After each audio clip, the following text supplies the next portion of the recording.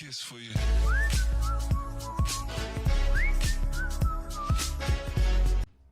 Alright, today we're looking at 3 specific companies because these are companies that I found that I was interested in and eventually wanted to talk about are Helium, Tonal, and If Only.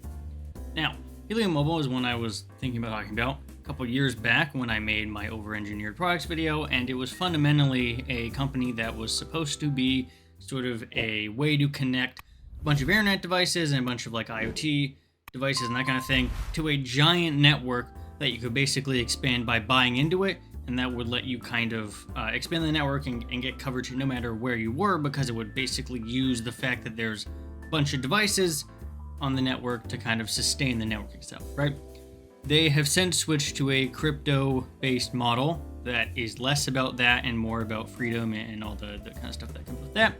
And I was mainly curious about how much they had raised, because the last time I had checked out Helium Mobile in like 2019 or something, they had a decent amount of funding, but they didn't seem to like go anywhere, right? It seemed like it kind of failed mostly. So I looked it up, and I read this article here, which I thought was pretty interesting, and yeah, it basically sums up what I was talking about. They tried to create an ecosystem of decentralized IoT devices and 5G stuff, as well, and that kind of like, you pay a monthly fee and you'll get access to this network, and you can build the network with other people, and it would let you functionally have a network of devices that was pretty cheap that you could basically connect to at any time, fundamentally making like a giant network of devices. Highlight here, currently only contains a network and Internet of Things, centralized layer for wireless networks. Helium itself is qualified as it, incentivizing crowdsource and building of real-time physical infrastructure, right?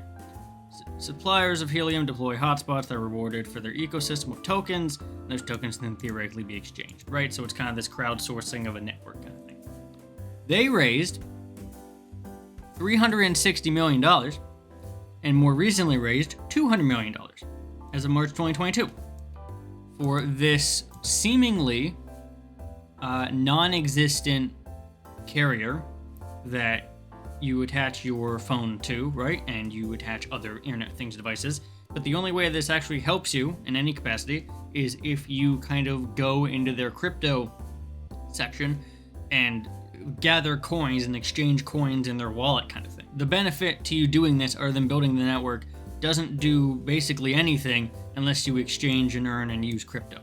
And you have to go through a specific wallet and all that stuff. Like, it's not a simple process, right? A situation where you're on a phone plan and you're on hotspot and you're creating this network, but because obviously not enough people are on the network already, especially not now when you're into this stuff and crypto's kind of crashing, you end up just not having a good phone plan and being stuck on that for a while, right? And like the other thing is like, oh, you can connect your hotspot and be a part of the new network here, but the hotspots, at least for a time, were pretty expensive. They're less expensive now, but overall it just wasn't a very secure thing that a bunch of people kind of bought into, and that's why it kind of left the general population's interest bubble. But I checked back recently, I'm like, oh wow, it's still here, like they're still going, they have a new website here, and if you collect a bunch of these, you can be rewarded with more crypto tokens and all that. It's just this whole kind of thing that they did. But what I really wanted to kind of highlight here with the other examples as well, this is a lot of money. $360 million and an additional $200 million is a ton of money, especially in a time right before the entire crash of spending a bunch of money on these things. And it really goes to show that like this kind of technology, while useless to us, made a ton of money and got a ton of investment, a ton of that, and a ton of the economy going. This isn't happening anymore. Large startups that gain hundreds of millions of dollars and crazy valuation and all that. And this is a little bit different because it's like a service provider and stuff, but even then, you get to a point where like no one's going to use this, no one's interested in this. The rebrand only helps you, like technically speaking. Even in March of 2022, while crypto was still kind of in a functional state, having people need to buy into crypto with way more than just the money that crypto is, as on top of like changing over your network and stuff, it just wasn't a very good idea. It's a fool's errand to kind of go into this and expecting it to be great kind of thing. That's the first example. The second example is a little bit more physical, and so it's a little bit better of a product, I believe, and that's Tonal. Now, I talked about this in my over-engineered products video a little bit, but just to recap, it is a giant smart fridge-esque slab that you get installed, and it functionally acts as like a portable gym. You can have different attachments to it. You can have like obviously the little arm pulling things. You can see there, you can attach it to the bottom and have one that goes up. You can have like a pull-up bar and some other kind of like exercise equipment. The screen itself could show you things like courses and personal trainers and videos and stuff, as well as different stats and all that, right? Tonal was something that had just come out on the market, and they had some pretty, compelling things. You could have adjustable arms, change of design, touchscreen, all made of steel. You could add, different accessories. Well, it's very expensive. It's $4,000, right? Now, to a lot of people, $4,000 seems like a lot, but overall, in terms of gym equipment, it really was relatively cheap. Not, super cheap or anything, but like, if you look at this price, it's $4,000. And if you were to combine the ideas behind, what dumbbells would be and what rowing machine would be and maybe a couple other things, you get something that, relatively speaking, might be worth the $4,000. The issue comes into play when you click on this and see, we delivered all 50 states, order place will be shipped in 1 to 3 weeks. For your safety, we require that be professionally installed. Once your order has been confirmed, installer to mount it. Price varies depending on your location. Installation takes less than an hour. We don't know what the installation is. I would expect it's probably a little bit, because it's made of steel, it's very heavy, right? Even something like shipping could be very expensive on this thing. Now, see that little add $500 for smart accessory buttons. These are the things you want. The handles, the bar, the rope, the bench, the roller, and the workout mat. Now, $500 for these things. I don't know if that's a good value or not. These don't look like super expensive things. If they can be used for other stuff, not just this, then I think it would be worth it. But overall, let's say you want that because you just want the full set, right? That is $4,500 right there. Plus, and this is the real kicker, this is the real worst part about this thing, is the membership. And membership is similar to something like Peloton, where you have, the instructor courses, the videos, and that kind of thing.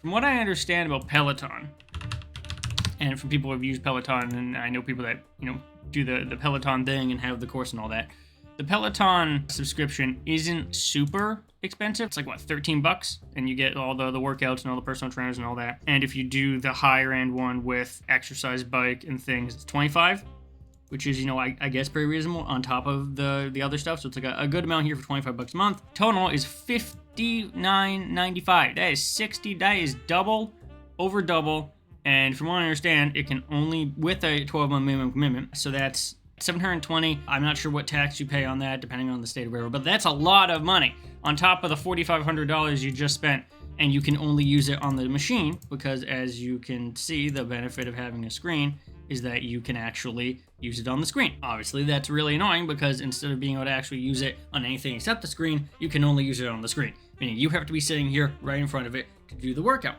You can't do it on your phone or do it on your iPad or anything like that. You have to use this screen specifically to watch these lessons for $60 a month, which is crazy. Now, I know someone, my uncle, that has one of these. Let's just preface this by saying he got very lucky from some stocks from a company he was working with. Company got bought out. He got a bunch of money on top of some other things, right? So he has a lot of money to spend, and he got a Tonal. I don't know if he pays for the subscription or not. He likes the Tonal, but he only likes the Tonal because it does the computer stuff and not because of any of the courses or anything. You don't need the subscription, but it's very telling that most people that would be using this thing will probably want the subscription. It's just one of those things where unless you have millions of dollars lying around, there's not really a reason to kind of invest in this, because as you're also seeing here, it has to be mounted very specifically, so you kind of need not just a basement, but an actual workout room, because it can't be mounted to something like concrete, I don't believe, because of how the setup here and the steel works, so you can't really mount it to things like concrete. It does need to connect to Wi-Fi in order to get everything, so if you're in the basement where it might not have good Wi-Fi, that's also a consideration. And so you just get this you're seeing pictures here, right? They're in their own workout spaces, but it's quite a big device, and this company also raised a bunch of money. $130 million, which is less than Helium, but $130 million is still a lot, because they were valued at $2 billion in 2022.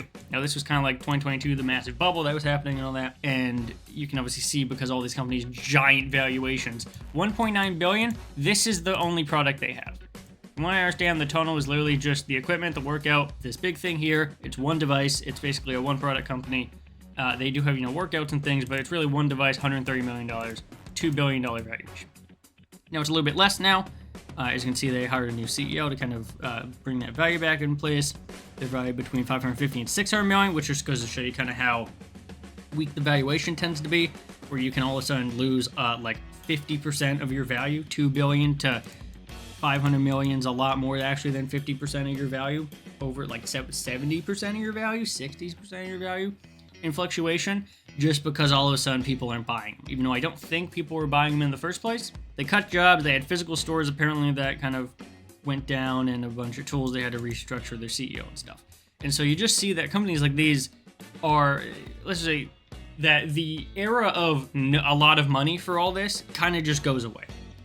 You're in a point now where you don't have a ton of money coming in for all these things. You don't need to like worry about these companies going big, and so the amount of money that these companies are getting for these crazy ideas is kind of lowering. And you can really see that in the last company I'm going to talk about, If Only. If Only was bought by MasterCard, but it was fundamentally a large gathering style event planning company where you could go to these wild, like, you know, kayaking stuff, events with other people. And obviously because of COVID, everything like that shut down, but they got bought by MasterCard from what I understand, right?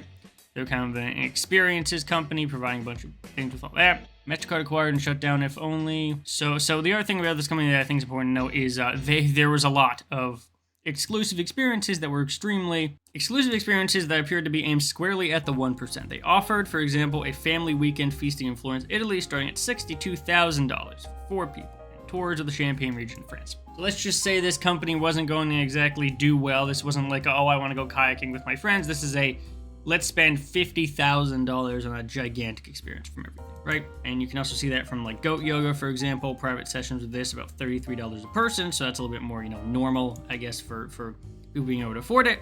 But you can see that range kind of hurting them when everything like this requires something that's outdoor and something that's, you know, part of it.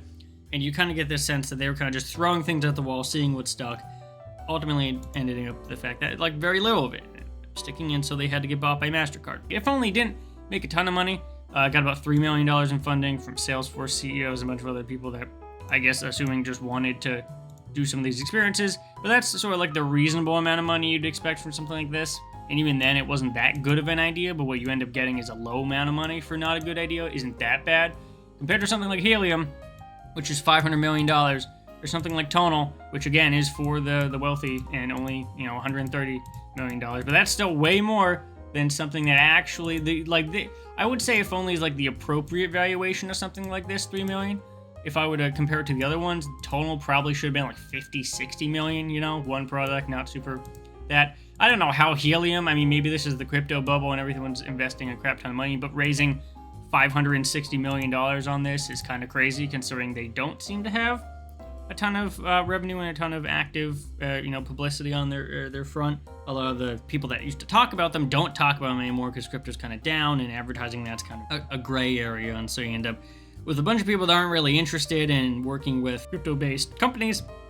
And so that valuation kind of tanks. And this is money raised, right? This isn't just, valuation. This is like actual money that they made that they can no longer really realize or use or pay back. And so you end up just having this really weird bubble that's starting to break as time goes on, right? 2019, 2020, later on in 2020, 2022, you get kind of a progressive decline of what people are willing to spend money on, which I think is probably a good thing for these companies so that investors stop wasting money on these and instead go for something a little bit more universal or more interesting. And really, I think that's what I wanted to kind of showcase, is that these companies and this kind of decline is really indicative of the fact that there's no longer a free money sort of explosion that we saw during just before the pandemic and just before all that, of all this money and all this investment and all that, right? There's less of that now, which I overall think is better for the economy, and it's just really interesting to kind of, you can see that being played out as we go from the highs of something like the crypto boom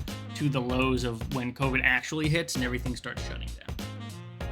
Real quick, I have a gaming channel that I'm trying to start up, Matt Gibbs Gaming. Every time you see this, there hopefully will be another video added. So by the time you see this, my video on X Defiant should be up. Next time this plays, whatever video I have that's coming up will hopefully be out. So this is kind of a reminder that when you're seeing this, new video will be on the channel live, so you can go check that out if you want. Subscribe over there if you like content and gaming content. Subscribe over here if you like tech content that I'm doing here. And yeah, have a nice day.